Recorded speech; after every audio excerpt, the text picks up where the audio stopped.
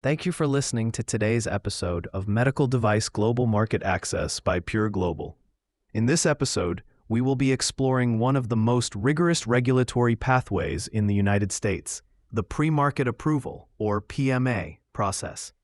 Governed by Title 21 of the Code of Federal Regulations, Part 814, which was established on July 22, 1986, the PMA is the required process for Class 3 medical devices. These are devices that either support or sustain human life, are of substantial importance in preventing the impairment of human health, or present a potential unreasonable risk of illness or injury.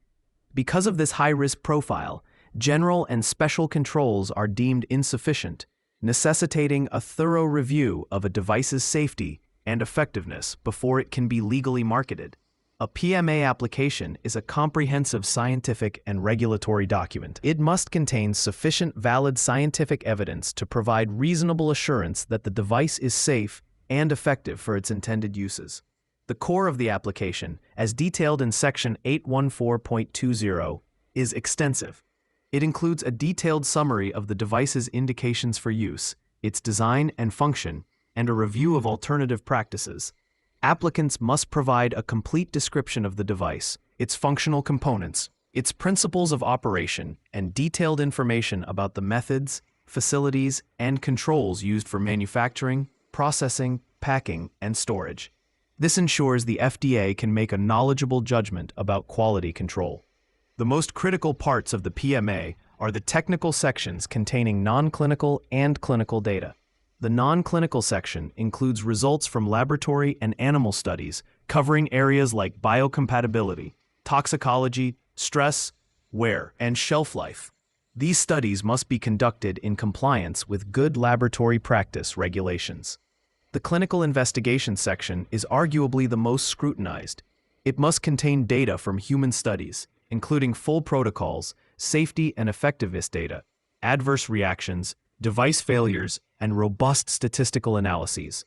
These investigations must comply with regulations for institutional review boards, IRBs, and informed consent, ensuring patient safety and data integrity.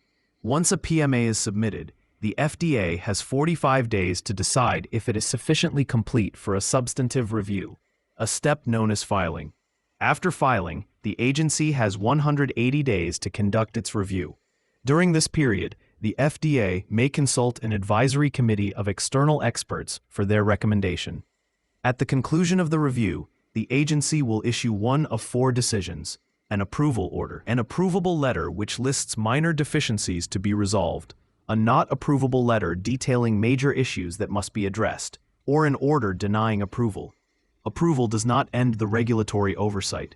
Manufacturers are subject to post-approval requirements, including periodic reporting on the device's performance in the market.